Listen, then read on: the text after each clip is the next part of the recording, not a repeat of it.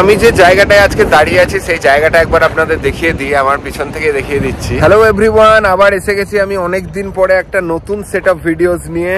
এই ভিডিওটা কোনো ট্রাভেল ব্লগ না বা কোনো পার্টিকুলার কোনো টপিকের উপর বানানো ভিডিও না। আসলে রিসেন্টলি আমরা ইন্ডিয়া থেকে একটা নতুন কান্ট্রিতে মুভ করেছি, তো তারই এক্সপিরিয়েন্সগুলো আপনাদের সঙ্গে শেয়ার করতে চাই, যাতে ইন ফিউচার যারা এরকম নতুন কান্ট্রিতে ট্রাভেল করবেন তারা যাতে সেই সব জিনিসগুলোকে মাথায় রাখতে পারেন। এবং আশা করি এই ভিডিওগুলো যদি আপনারা পুরোটা দেখেন অনেকটাই উপকৃত হবেন। তাই সেই আশাতে নিয়েই বানানো এই পুরো ভিডিওটা। আমি আমার পুরো জার্নিটা এখানে তুলে ধরবো, কলকাতা এয়ারপোর্ট থেকে কিভাবে আমি এসে পৌঁছালাম এই নতুন দেশটায়, এবং সেখানে এসে কোন কোন নতুন নতুন জিনিসগুলো আমি এখানে এক্সপিরিয়েন্স করছি, যে জিনিসগুলো হয়তো আমরা আগে ইন্ডিয়াতে এক্সপিরিয়েন্স করিনি। তো সেই জিনিসগুলোই তুলে ধরবো। সাথে থাকবেন, বি উইথ পলাশকে সাপোর্ট করবেন, আর যারা যারা এখনো সাবস্ক্রাইব করেননি অবশ্যই সাবস্ক্রাইব করবেন চ্যানেলটা।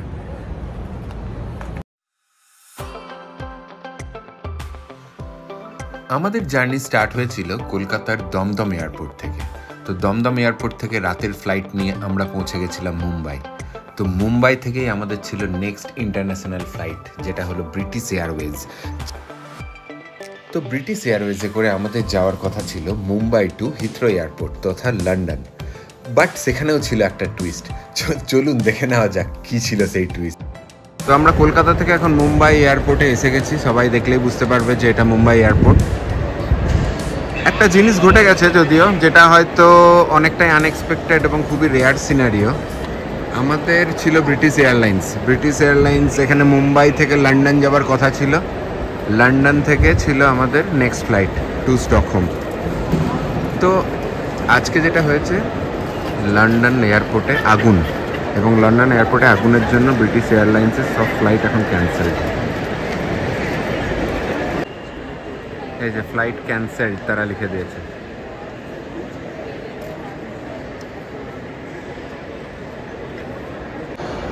আপাতত সব ফ্লাইট ক্যান্সেল হওয়ায় আমাদের এখন এখানে ওয়েট করতে বলা হয়েছে। তারা কোনো অল্টারনেট সলিউশন করে দেবে, সেই অল্টারনেট সলিউশনের দিয়ে আমাদের এবার যেতে হবে। এবং তারা জানিয়েও দিয়েছে যে ওয়ার্স্ট কেস সিনারিও যেটা হতে পারে, যে আমরা এই সেম ফ্লাইট যেটা আজকে আমাদের বেলা 1টার দিকে ছিল, 1:10 স্পেসিফিক্যালি, সেটা কালকে 1:10-এ ট্রাভেল করবে এবং তারা থাকার এবং খাওয়ার সব কিছু ব্যবস্থা দেবে।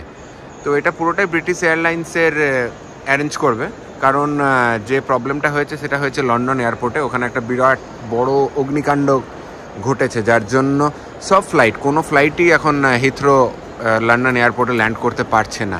তার জন্য সব ফ্লাইটই এখন ওরা ক্যান্সেল করে রেখেছে ব্রিটিশ এয়ারলাইন্সের তরফ থেকে।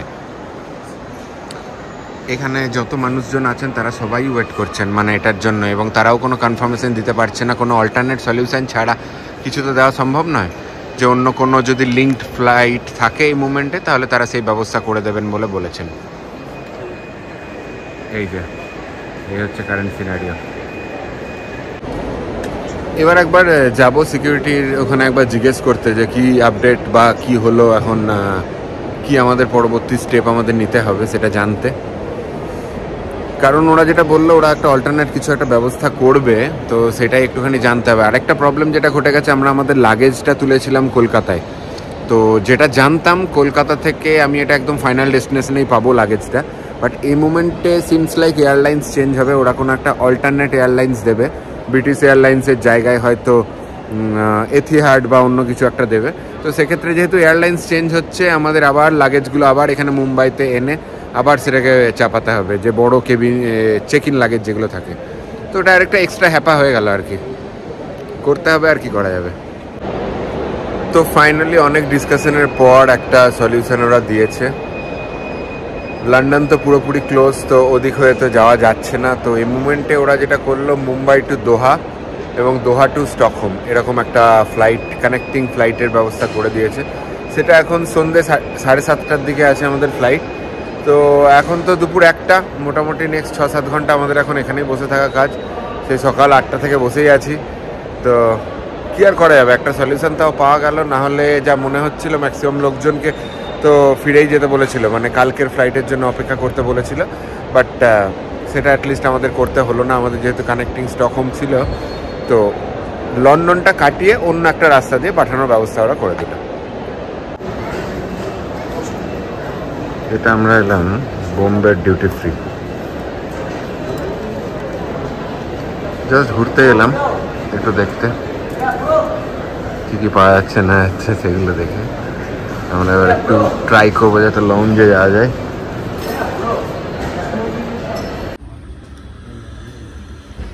ব্যাস 2 টাকার লাউঞ্জের থালি নিয়ে হাজির। খাওয়া শুরু হবে এবার। আমার ওই দিয়ে লাঞ্চ হচ্ছে মোটামুটি অর্ধেক এক রাউন্ড শেষ। আমার ফার্স্ট রাউন্ডেই জাস্ট লাউঞ্জে লাঞ্চ সেরেই আমরা লেগে পড়েছিলাম মুম্বাইয়ের এই ইমিগ্রেশনের লাইনে। মুম্বাই থেকে যেহেতু ইন্টারন্যাশনাল ফ্লাইট স্টার্ট, তাই ইমিগ্রেশনটা কিন্তু আমাদের এখানেই হয়েছিল। আমাদের ফ্লাইটের গেট নাম্বার হলো 85A। তো তার জন্য আমাদের লিফটে করে নিচে যেতে হবে। এখানে বেশ একটা অসাধারণ একটা কারুকার্য আমরা দেখতে পাচ্ছি। এয়ারপোর্টের মধ্যেই একটা যেন ইতিহাসের ছোঁয়া। তো 85A যাওয়ার জন্য আবার আমাদের লিফট নিতে হবে, লিফটে করে আমরা যাব নিচে।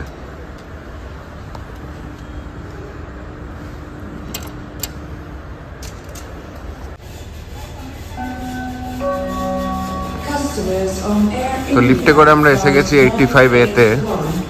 এবার আমাদের এখানে বোর্ডিং হবে। বোর্ডিংয়ের লাইনে লেগে গেলাম, সবাই চেপে গেছে, আমরা লেট। এই মনে হচ্ছে এসে গেছি আমরা আমাদের এয়ার ইন্ডিয়াতে। এটা আমাদের ফ্লাইট।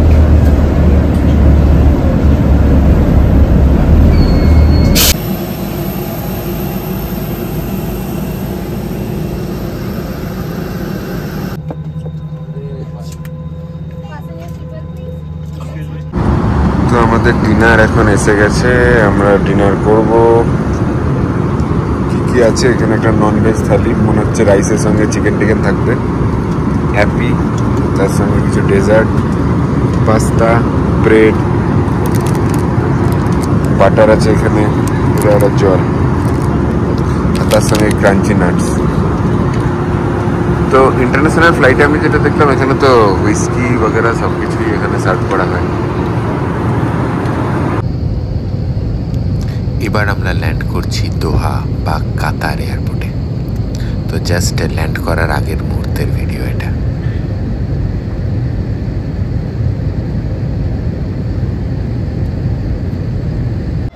তো উই হ্যাভ অ্যারাইভ টু দোহা।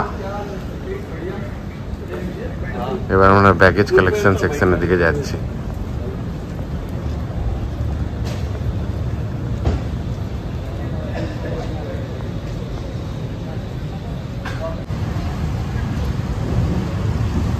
এখানে উইদিন এয়ারপোর্ট না এরকম মেট্রো চলে, একটা জায়গা থেকে আরেকটা জায়গায় যাওয়ার জন্য, পুরো এরকম ট্রান্সপারেন্ট ওপেন। ইন্ডিয়া থেকে বাইরের দেশে এসে না এই একটা জিনিস রিয়েলাইজ করছি যে মানে লোক কত কম এইসব দেশে। মানে এখন রাত্রি 9:30, এটা এয়ারপোর্টের কন্ডিশন। দূর দূরান্ত পর্যন্ত কোনো লোক দেখা যাচ্ছে না। এখানে সিটগুলো দেখলেও বুঝতে পারবে একটা জায়গাতে একটা লোক কেউ বসে নেই। বিরাট বড় এয়ারপোর্ট, দারুণভাবে বানানো এই কাতার এয়ারপোর্ট।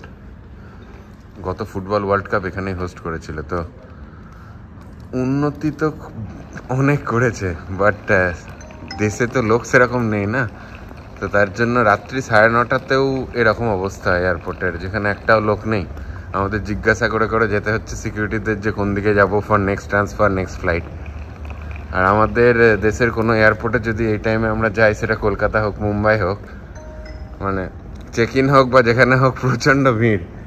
তো এই একটা ব্যাপার তো ডেফিনেটলি বিদেশে আসলে ফিল করা যায়। মানে একটা একাকিত্ব, একটা ফাঁকা ফাঁকা লোনলিনেস ব্যাপার চলে আসে। তো এইটার সঙ্গে একটু হ্যাবিচুয়েটেড হওয়াটা একটু কঠিন ফর আস স্পেশালি।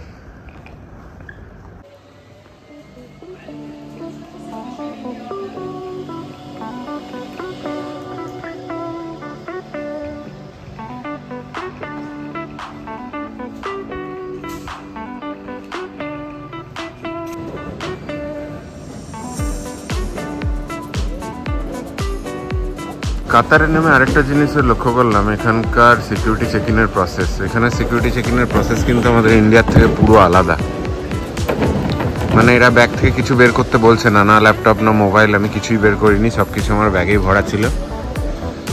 এবং তারপর তারা কিছু একটা লিটমাস টেস্টের মতন কিছু একটা সামথিং করলো, স্যাম্পল দিয়ে। তো সেটা দিয়েই টেস্ট করেই সব কিছু বোঝা গেল।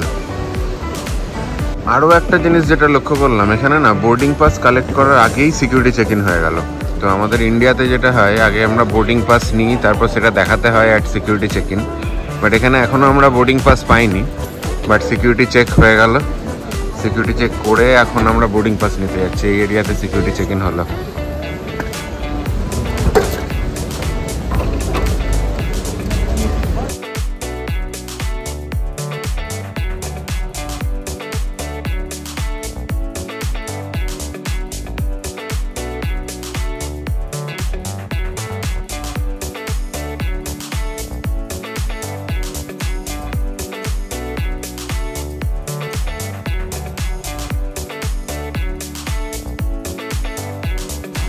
তো আমরা এখন এই গার্ডেনের ভিতর দিয়ে হাঁটতে হাঁটতে যাচ্ছি। এটা নতুন এক্সপেনশন হয়েছে কাতার এয়ারপোর্টে। জাস্ট দারুণ সাজিয়েছে জায়গাটা, পুরো দেখার মতন। ও নিচে লোকজন আবার শুয়েও আছে মাটিতে। ও একটা অসাধারণ অ্যাম্বিয়েন্স।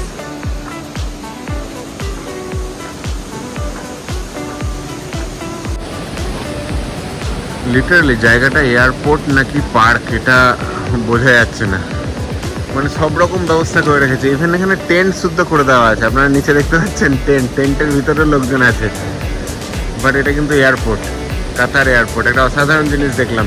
এটা কিন্তু হওয়ার আমাদের কথা ছিল না। আমাদের কিন্তু যাওয়ার কথা ছিল লন্ডন হিথ্রো হয়ে। একটা আনএক্সপেক্টেড সার্কামস্ট্যান্সেস হয়ে যাওয়ায় আমাদের ওই প্ল্যান ক্যান্সেল হয়েছে। আমরা লন্ডনের বদলে দোহা হয়ে স্টকহোম যাচ্ছি। তো এটা কিন্তু হয়তো একটা বাড়তি পাওনা। আমি জানি না, এই যাত্রায় হয়তো আমাদের লন্ডনটা যাওয়া হলো না, বাট দোহাতে যেটা দেখছি আমি, এক কথায় অসাধারণ। দূরে আমি একটা আবার ফিফা স্টলও দেখতে পাচ্ছি, ওখানে যাব ডেফিনেটলি। ওই যে ফিফা স্টল। এই এসে গেছি আমরা ফিফা স্টলে। 2022-এর ফিফা ওয়ার্ল্ড কাপ হোস্ট করেছিল কাতার। তো ডেফিনেটলি হয়তো তারপরে এটা বানানো বা তার আগে থেকে হয়তো হয়ে আছে। সব টিমের জার্সি আমরা এখানে দেখতে পাচ্ছি, স্টার্টিং উইথ আর্জেন্টিনা, এটা বোধহয় Saudi Arabia and all others. ওদিকে ফুটবলের কালেকশন রাখা আছে। ও ইভেন ফিফা ওয়ার্ল্ড কাপের ছোট ছোট এগুলোও রাখা, মেমেন্টো টাইপ। এখানে বল সাজানো আছে, অসাধারণ।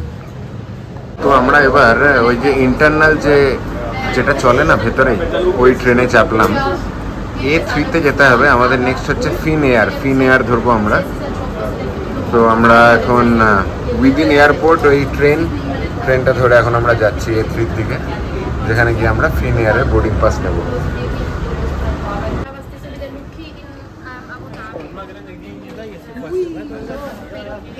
আমরা জাস্ট এই ট্রেনে করে এলাম, এবার যাব।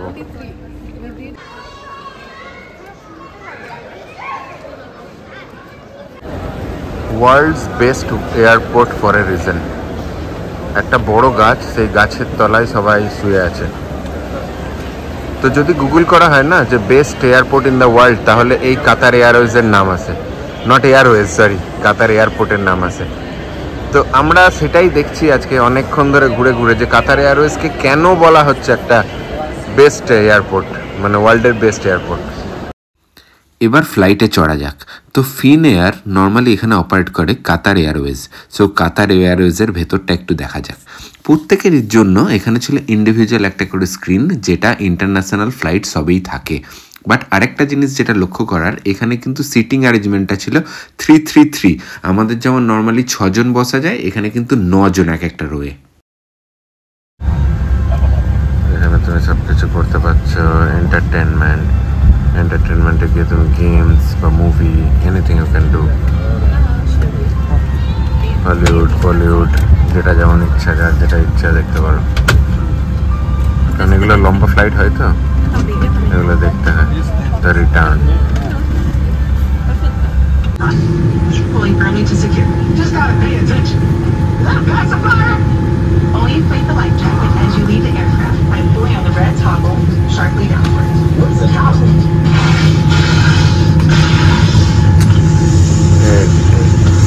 রাদার দেন টেলিং ম্যানুয়ালি ওরা ভিডিওর মাধ্যমে দেখিয়ে দিচ্ছে পুরো রুলগুলো, কীভাবে লাইফ জ্যাকেট পরবে, কীভাবে সিট বেল্ট দিয়ে করবে। এটা আর কি অনেক বেশি ইজিয়ার কমিউনিকেশন ওয়েটা। ওখানে এয়ার হোস্টেসরা যখন বলতে থাকে তাতে হয়তো অনেকেই শোনে না ব্যাপারগুলো, বাট জিনিসগুলো খুবই ইম্পর্টেন্ট। বাট এক্ষেত্রে যেহেতু প্রত্যেকটা স্ক্রিনে চলছে, প্রত্যেকেই মোটামুটি দেখতে বাধ্য হচ্ছে, এবং that is with sound and some funny things also, making it more interesting. Say India হোক বা ইন্ডিয়ার বাইরে, আমরা কি আমাদের কিং খানকে ভুলে থাকতে পারি? তো এই যাত্রায় আমি পুরোটাই ডানকি সিনেমাটা দেখতে দেখতে যাচ্ছিলাম। আমার তো বেশ ভালোই লাগলো। হলে একবার দেখেছিলাম, বাট এখানেও দেখতে মজা পেলাম বেশ।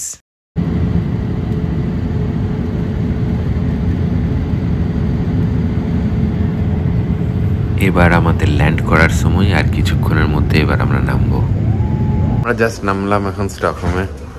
তো স্টকহোমে এখন টেম্পারেচার -4 ডিগ্রি সেলসিয়াস। আমরা অবশ্য জানতাম, আমরা দেখে এসেছিলাম কীরকম টেম্পারেচার কি চলছে। আর আজকে সকাল থেকে ইটস ফগি, বা এটা আপনারা দেখতে পাচ্ছেন কিছু দেখা যাচ্ছে না, ভিজিবিলিটি খুবই কম। ওরা অ্যানাউন্সও করলো ফ্লাইটে। তো শিল্পা, কেমন experience first time at Europe? বাপরে, ফার্স্টে এসেই তো পুরো জমে গেলাম। ঠিক আছে, -4-এ এসে ফাইনালি আমরা সুইডেন স্টকহোমে ল্যান্ড করলাম। তো দেখা যাক বাইরে গিয়ে কি হয়, কেমন লাগে না লাগে। না, এখন তো আমরা আপাতত এয়ারপোর্টেই আছি। এয়ারপোর্টে তো এতটা ফিল করা যাচ্ছে না, বাট বাইরে একটা জাস্ট জানলা খোলা ছিল ওখানে যখন আসছিলাম, তখনই মানে কিরকম চিলি হতে পারে বাইরেটা, সেটা একটা আন্দাজ পেলাম। যেটা কালকেও বলছিলাম, আজকেও একই জিনিস। মানে ফ্লাইট থেকে বেরোনোর পর লোকজন যে কোথায় কোথায় গিয়ে চলে গেল। মানে এখন আমরা যেহেতু অনেক লাগেজ ছিল, আমরা একটু পরে বেরিয়েছি ফ্লাইট থেকে, কোথাও একটাও লোক নেই। মানে অ্যাটলিস্ট অন্য ফ্লাইট ধরার জন্য বা এমনি সিম্পল কিছুর জন্য তো কিছু তো ভিড় থাকবে, লোকজন এদিক ওদিক যাতায়াত করবে বা কিছু। সামনে পিছনে তোমরা দেখতে পারো কোথাও কোনো লোক নেই। তো আমরা ল্যান্ড করে ওখানে পাসপোর্ট চেক করিয়ে এই 7 নাম্বার বেল্ট থেকে আমরা আমাদের লাগেজ কালেক্ট করলাম। এখন এইসব লাগেজ নিয়ে কালেক্ট করে দুটো ইয়েতে দাঁড় করিয়ে এখন দাঁড়িয়ে আছি, যাব। এখানেও দেখুন আমাদের কলকাতার এয়ারপোর্ট বা মুম্বাই এয়ারপোর্টে কতটা ভিড় হয় এইসব জায়গাতে নেওয়ার জন্য লোকজনের। এখানে একদম ফাঁকা, লোকজন নিয়ে নিয়েছে, আমরা জাস্ট এখন দাঁড়িয়ে আছি। একজন দুজন এদিক ওদিক থেকে আসছে, তাদের হয়তো লাগেজ পেন্ডিং আছে, বাট ওভারঅল পুরো খালি। Welcome to my home town. Okay, বিয়ন বর্গ। ও বড় বড় যারা সুইডেনের এইদিকে যারা ছিল, তাদের হয়তো এখানে সব কিছু দেওয়া আছে। Björn Borg, the tennis legend.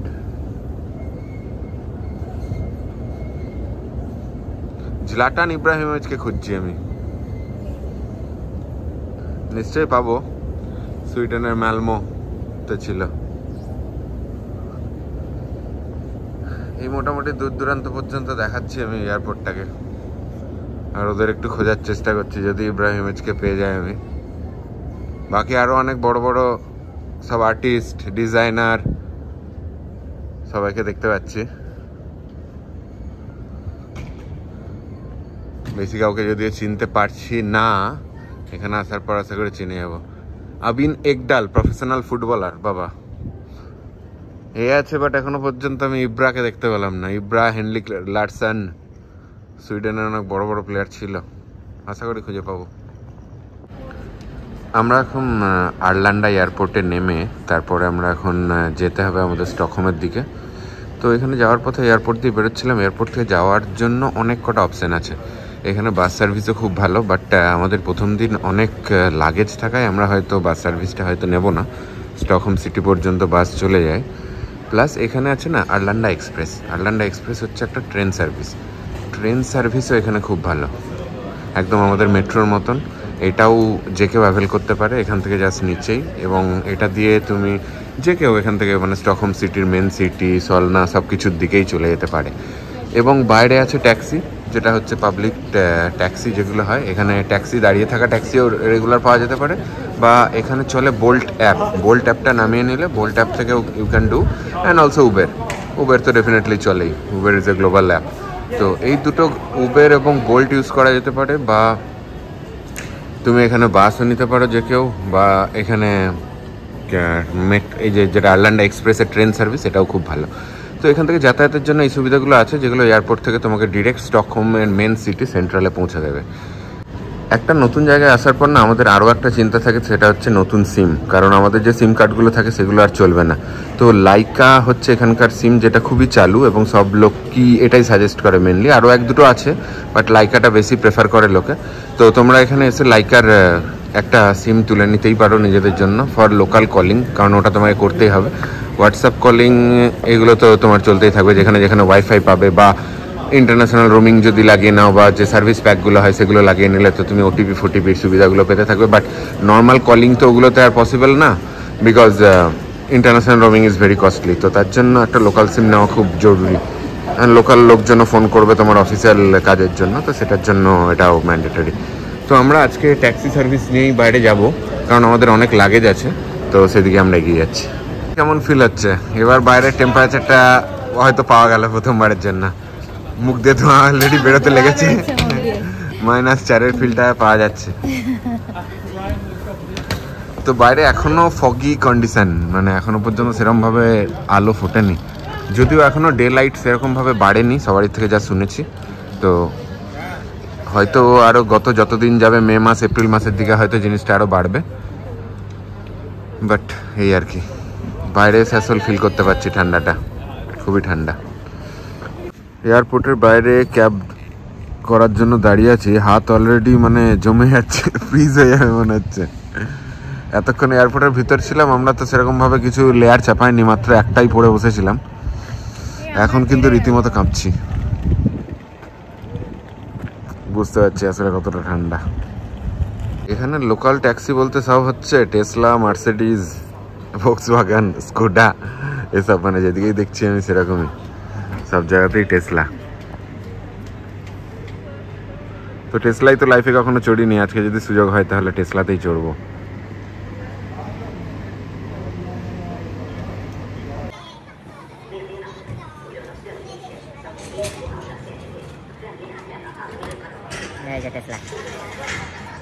এটা বাইরে থেকে আর্ল্যান্ডা টার্মিনাল, ওই যে ওখানে লেখাও আছে আর্ল্যান্ডা টার্মিনাল।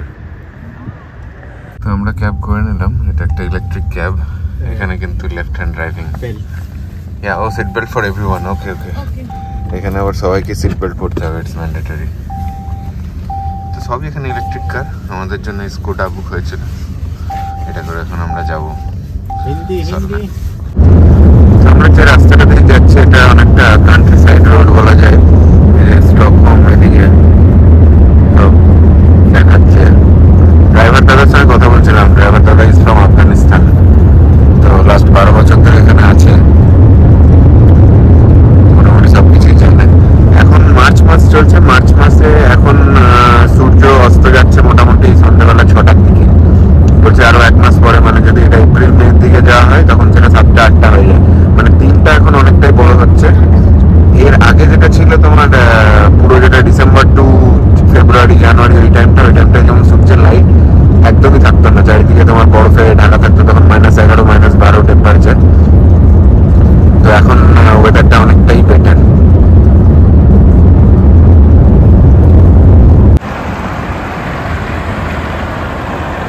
সুইডেনের স্টকহোমের প্রথম দিন আমরা একটা দাদার বাড়িতে এসে উঠেছিলাম একদম স্টার্টিংয়ে, সেই লোকেশনের জায়গাটা জাস্ট একবার দেখানোর চেষ্টা করছি। এই সামনেই বাস স্ট্যান্ড, এই যে বাস যাচ্ছে দেখতে পাচ্ছেন, সামনে বেশ কিছু অ্যাপার্টমেন্ট আছে। এই জায়গাটার নাম হচ্ছে সলনা বেসিক্যালি। স্টেশনটা হচ্ছে ওখানেই দূরে, একদম মেট্রো স্টেশন একদম কাছাকাছি, গাড়ি এখান থেকে সব কিছু পাওয়া যায়, কমিউনিকেশনও খুব ভালো। এরপরে বিকেলবেলা আমরা একটু বেরিয়েছিলাম চারপাশটা একটু ঘুরে দেখতে। তো এভাবেই কলকাতা থেকে স্টকহোমের আমাদের এই জার্নি এভাবেই স্টার্ট হলো তার প্রথম দিন। তো আমি আমার এই ভিডিও এখানেই শেষ করছি, এরপরে আসবো আরও ডিটেল ভিডিও নিয়ে। তো সঙ্গে থাকুন এবং দেখতে থাকুন।